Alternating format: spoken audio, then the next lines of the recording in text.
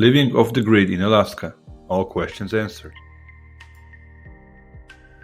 Not a lot of people are brave enough to live off the grid in Alaska, but there are those who have transferred their life to this remote state.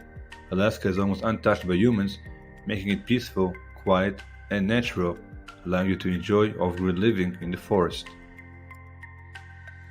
In this video, I will go through the important aspects of living off the grid in Alaska and how you can plan and do it successfully.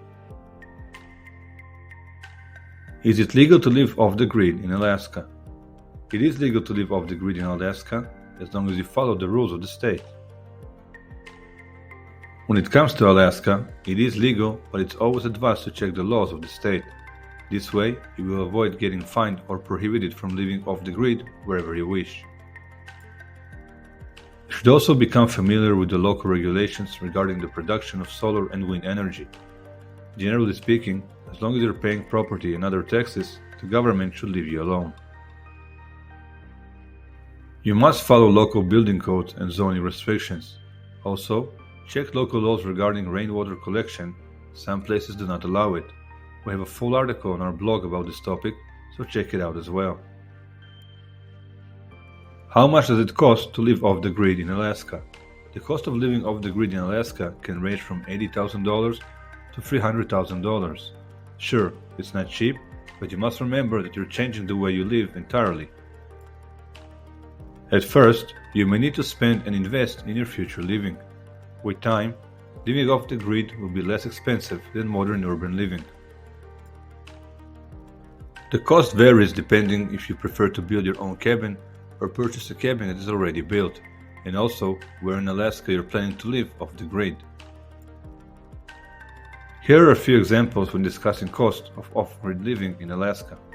Small cabin in Seward, Alaska. A small cabin with one bedroom that is 0.52 acres in Seward can cost around $99,500. A medium cabin in Willow, Alaska. A medium cabin with 3 bedrooms and 1.5 bedrooms that is 40 acres in Willow can cost around $190,000. Large cabin, Trapper Creek, Alaska. A large cabin with 3 bedrooms and 1 bathroom is 200 acres in Trapper Creek can cost around $385,000. There are other expenses to take into mind as well, like installing solar panels in order to generate power and energy, unless the cabin is already fully equipped, getting equipment to raise livestock or grow fruits and vegetables, unless you're planning to purchase food in a store, and more.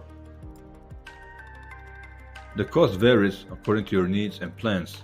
Some prefer to live entirely off the grid and grow their own food in solitude, while others prefer to live away from the city and the urban life, but still purchase at the store and enjoy modern technologies and appliances. Things to consider. In order to make a successful transition to living off the grid in Alaska, there are a few crucial things to consider. Location. First, you have to decide how far away and secluded your cabin to be. Some people prefer to live far away as possible, while others prefer to live off the grid but still close enough to a nearby town. Permits and zoning. Always check for permits and what the law states when considering buying a piece of land or building a property. You can't just start building wherever you please. There are specific rules and regulations what you are allowed to build and what not on the land you own. Taxation. When it comes to taxation in Alaska, it is the lowest in USA. Alaska does not have income tax, sales tax, estate tax, and inheritance tax. There are only 25 municipalities that demand taxation when it comes to property. Terrain. Alaska is a vast place and it's not all trees. Even between the forests, there are spaces that are wide open. Also, the soil is not the same in different areas in Alaska, so consider it as well. If you want to grow your own food, make sure that the soil is suitable for it and that there is enough sunlight in the area. Access. You need to consider access points and routes to your off-grid home. Consider how you will be going off and getting to the house. You can use a car, SUV, boat, and even a small plane. Also, consider getting sleds or even a snowmobile for the winter and cold months. Sunlight. Sunlight is important to grow food and support a garden, trees and plants, but also to generate energy using solar panels, which is the most common and popular way to generate power while living off the grid. Also, get several batteries to store enough energy for the sunless days. Water. There are many fresh springs and lakes in Alaska, which comes in your favor. It is best to have access to these sources of water, but also make sure to have the necessary rights and permits to use this water. Another way to have and use water is by collecting rainwater. You can easily construct a rainwater catchment. If access to water is unavailable, your best option will be to drill a well on the land you've purchased. Remember to check all the rules, restrictions, and get the desired permits before you start any kind of drilling. Also, purify and distill the water for safe usage and consumption. Temperature and weather. Alaska is big, and the weather can differ from one area to another. The more you go north, the colder it will get, so it's important to know how much cold you're willing to endure. There are even locations in Alaska where temperature can get as low as 40 to 60 degrees below zero. Also, during the winter, it is very cold in interior areas as well as in the Arctic. The average annual snowfall is about 74 inches, as well as 16.57 inches for precipitation. So, be prepared for low and cold temperature and be safe during the winter. Homeschooling. If you plan to move to Alaska with your family and have children, you should know that there are no laws in Alaska for homeschooling. This means that you do not have to notify authorities or anyone else if you prefer to teach your kids alone at home, and no one will check or inspect this issue. Farm animals and gardening. Alaska is very easygoing with its laws, and if you're planning to raise farm animals and occupy yourself with gardening, here's what you should know. There are no restrictions or any prohibition when it comes to gardening. As for farm animals, you can raise them only if you are able to provide them with warm housing and fenced pastures. Useful tips.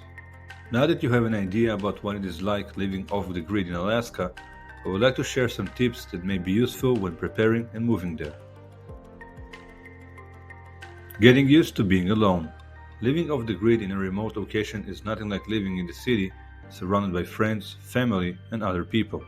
Yes, you will enjoy peace and quiet, no one to bother you or suffer from noise, but for some people this can get crazy after a while. That is why it is crucial that you learn to live peacefully with yourself and alone. You can learn to meditate, do yoga, read books, write letters, move with a family or a friend, occupy yourself, or have a pet living with you. Accept and respect nature. Remember that you're living now in the territory of wild animals. It is important to be careful and tread lightly. Always be safe, never try to engage if you're not in any danger, and respect the animals and their surroundings. Respect the boundaries of the animals and consider building a fence around the area of the garden. Learn how to shop for groceries and supplies. When living off the grid in a remote and secluded area, shopping needs to be adjusted as well. You're not in the city anymore, so you won't just drop by the store if you run out of milk or the kids want a snack all of a sudden. Depending how far away you live from the nearest town or grocery shop, you'll have to buy supplies and food that will last for weeks or even months. Buy products that last for a long period of time. Get flour, canned foods, butter, sugar, water, and anything you need that can last and is non-perishable until your next purchase. Wood stacking. One way to heat the house and keep yourself warm is using heat from wood. You can always check for installation of solar panels and use the sun as your source of energy, but if you wish to save money and prefer old school living, wood is the way to go.